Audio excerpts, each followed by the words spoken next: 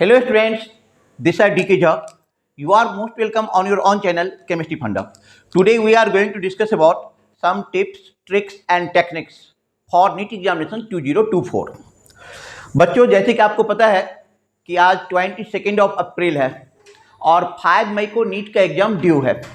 तो लगभग में ये समझ लो कि आज को लगा भी लेते हो तो तुम्हारे पास 4 तारीख तक 13 दिन बचता है और 14th डे मतलब 14वें दिन आपका एग्जाम है। अब एग्जाम में सबसे ज़्यादा जरूरी क्या होता है? रिवीजन होता है। अब जब इतना कम टाइम बच गया है तो केमिस्ट्री को कैसे रिवाइज किया जाए, नीट एग्जाम में केमिस्ट्री से कैसे मैक्सिमम नंबर लाया जाए, इसके लिए मैं एक छोटा सा आप लोगों के सामने टिप्स रख रहा हूं। देखो, जो पिछले साल का नीट एग्जाम था और जो इस साल का नीट एग्जाम है, दोनों में काफ़ी डिफरेंस है। पिछले साल के नीट एग्जाम से इस साल के नीट एग्जाम में काफ़ी सिलेबस कट गया है, काफ़ी चैप्टर कटे हुए हैं। ठीक है, तो अभी उन सब बातों पे चर्चा नहीं करते। जो टॉपिक और चैप्टर आज बचा हुआ है उसमें किसकी क्या प्रायोरिटी लेना है और कैसे उस चैप्टर को तैयार करना है, इसको आप बहुत ही बारीकी से और ध्यान से सुनना। सबसे पहले आप बोर्ड पे लेफ्ट हैंड साइड में नजर डालो। ये जो हमारा चैप्टर का लिस्ट है, ये देख लो, ये हाई प्रायोरिटी चैप्टर है। इस चैप्टर की प्रायोरिटी नीट एग्जाम में बहुत ही ज्यादा है, हाई प्रायोरिटी चैप्टर है। हाई प्रायोरिटी चैप्टर में कौन कौन है? General organic chemistry, hydrocarbon, haloalkane and haloarene, alcohol, phenol and ether, aldehyde, ketone and carboxylic acid, periodic table, structure of atom, chemical bonding, p block, d and f block. जितने chapter का नाम मैंने अभी यहां पे लिया हूं, इस चैप्टर से आप एक्सपेक्ट कर सकते हो कि 25 क्वेश्चन तक पूछा जाएगा। 20 to 25, लगभग में मान लो कि 50% सिलेबस को ये कवर कर रहा है। 50% क्वेश्चन यहां से आएंगे, लगभग में, ऑलमोस्ट जैसा ट्रेंड है उसके हिसाब से बता रहा हूं। अच्छा, इस चैप्टर के प्रिपरेशन के लिए आप क्या करोगे? इस चैप्टर के रिवीजन के लिए आप क्या करोगे? सबसे पहली बात ये है, इस चैप्टर को आप रखो हाई प्रायोरिटी में, मतलब इससे आपको क्वेश्चन का निकालना है। यदि ये पोर्शन छूट गया तो काफी डिफिकल्ट हो जाएगा आपको नीट क्रैक करना। तो इसमें क्या करना है कि मैक्सिमम नंबर ऑफ क्वेश्चन, चूंकि इन्हीं चैप्टर से आता है जो लिस्ट यहां पे है। इस चैप्टर की सबसे बड़ी यूएसपी है वो ये है कि इसमें कैलकुलेशन नहीं है, बहुत कम कैलकुलेशन है, लेस कैलकुलेशन है। यदि तुम बात करो कैलकुलेटिव क्वेश्चन का, तो स्ट्रक्चर ऑफ एटम में कहीं पे रेडियस निकालना है या एनर्जी निकालना है, वेलोसिटी निकालना है, तो कुछ कैलकुलेशन तुम्हें मिल जाएंगे। जनरल ऑर्गेनिक केमिस्ट्री में परसेंटेज ऑफ कार्बन या हाइड्रोजन या उस टाइप का, जो नाइट्रोजन, फास्फोरस जो भी है, तो वहीं पे आपको कुछ कैलकुलेटिव है, अदरवाइज कहीं पे कैलकुलेशन नहीं है। ठीक, तो मोर नंबर ऑफ क्वेश्चन पूछा जाएगा और लेस कैलकुलेटिव है ये चैप्टर।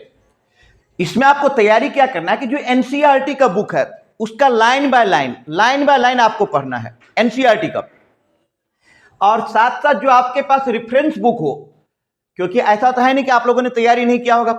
बहुत सारे बच्चे डिफरेंट कोचिंग इंस्टीट्यूट में पढ़े होंगे, तो कोचिंग इंस्टीट्यूट का स्टडी मटेरियल होगा आपके सपोर्ट में, स्टडी मटेरियल होगा तो उसको भी पढ़ना है, एनसीईआरटी को पढ़ना है, कोचिंग इंस्टीट्यूट का जो स्टडी मटेरियल है उसको देखना है, और जो आपके टीचर ने नोट्स दिए होंगे उसको भी देखना है। तो एनसीईआरटी एंड रेफरेंस बुक पढ़ना है। और इस चैप्टर में सबसे बड़ी खासियत क्या है कि जो 4 ऑप्शन दिया जाएगा मल्टीपल चॉइस में, उस 4 में से एक ऑप्शन सही होगा तो 3 ऑप्शन गलत भी होगा। अब गलती से बचने के लिए, इनकरेक्ट चॉइस से बचने के लिए, नेगेटिव मार्किंग से बचने के लिए आपको क्या करना है कि इसमें प्रैक्टिस की बहुत जरूरत है। जितना ज्यादा प्रैक्टिस कर सको, जितना ज्यादा क्वेश्चन का प्रैक्टिस कर सको, वो बेनिफिशियल रहेगा, वो आपको नेगेटिव से बचाएगा। यदि आप प्रैक्टिस कम करके जाओगे बेटा तो नेगेटिव खा के आओगे। तो मैक्सिमम से मैक्सिमम जितना प्रैक्टिस कर सकते हो आप इस पे करोगे। अच्छा, इतना सब करने के लिए जो भी टॉपिक का नाम हमने यहां पे लिखा है, ये आपको काफी ज्यादा टाइम भी लेगा, लेकिन आप इसको हाई प्रायोरिटी में रखेंगे। किस में रखेंगे? हाई प्रायोरिटी में। अब आ जाओ, हाई प्रायोरिटी के बाद हम बात करते हैं मीडियम प्रायोरिटी का, कि इसके बाद किसको लेंगे प्रायोरिटी में। तो मीडियम प्रायोरिटी में आ जाओ biomolecule, redox, some basic concept of chemistry, that means mole concept, stoichiometry, limiting reagent, excessive reagent, ये सब जो टॉपिक है, एंड कोऑर्डिनेशन कंपाउंड। ये चैप्टर हो गया 1 2 3 4 चैप्टर है। इसको तो मीडियम प्रायोरिटी में रखो। मीडियम प्रायोरिटी में इसमें क्या होगा कि बायोमोलिकुल जो चैप्टर है वो आपको एनसीईआरटी से ही पढ़ना है। बायोमोलिकुल चैप्टर आपको एनसीईआरटी से ही पढ़ना है, ठीक है। लाइन बाय लाइन एनसीईआरटी से पढ़ना है। कार्बोहाइड्रेट क्या है, टाइप्स ऑफ कार्बोहाइड्रेट क्या है, शुगर क्या है, सुक्रोज क्या है, ग्लूकोज क्या है, उसका स्ट्रक्चर कैसा है, पैरानोज क्या होता है, फ्यूरानोज क्या होता है, कब अल्डिहाइड और कीटोन का साइक्लिक स्ट्रक्चर की नीड क्यों होती है, तो सब कुछ आपको एनसीईआरटी मिल जाएगा। आपको एनसीईआरटी पढ़ना है। ये जो चैप्टर है ये समझ लो मिला करके 10 क्वेश्चन तो दे करके ही जाएंगे, कुछ ज्यादा भी दे सकते हैं ये मिला करके। अच्छा, रीडिंग मस्ट है। हर एक चैप्टर का एनसीईआरटी का रीडिंग करना है, अपने नोट्स को पढ़ना है। अच्छा, और कम से कम तुम इतना एक्सपेक्ट कर सकते हो इन चैप्टर से कि टॉपिक वाइज एक क्वेश्चन तो दे के जाएगा, एक क्वेश्चन एटलीस्ट दे के जाएगा ये चैप्टर, ये मतलब सेक्शन। अच्छा, तो ये हो गया आपका मीडियम प्रायोरिटी का चैप्टर। तो पहले हाई प्रायोरिटी करोगे और मीडियम प्रायोरिटी करोगे, ये दोनों करोगे तो आप सिलेक्शन के बिल्कुल ही नजदीक पहुंच जाओगे। आपका सिलेक्शन हो जाएगा इस दोनों सेक्शन से मिला करके भी, यदि आपका बायो और फिजिक्स अच्छा है तो। यदि आप टॉप रैंक में जाना चाहते हो, आप टॉपर बनना चाहते हो, टॉप 100 में आना चाहते हो, टॉप 500 में आना चाहते हो, तो आपको ये थर्ड सेक्शन पे भी ध्यान देना पड़ेगा। अब थर्ड सेक्शन में क्या क्या है कि थर्मोडायनामिक्स है, केमिकल काइनेटिक्स है, इक्विलिब्रियम है, इलेक्ट्रोकेमिस्ट्री, सॉल्यूशन है। ये जो पांचों चैप्टर आप देख रहे हो, 5 के 5 चैप्टर, ये सारे के सारे प्योर न्यूमेरिकल चैप्टर है। अच्छा, इसमें आपको न्यूमेरिकल भी रहेगा, भारी भी रहेगा, टाइम कंज्यूमिंग हाई ही, कैलकुलेटिव भी है। तो जब आप रिवीजन का पैटर्न बना रहे होगे, रिवीजन करने की तैयारी कर रहे होगे, तो इसको लास्ट के लिए रिवीजन के लिए रख सकते हो।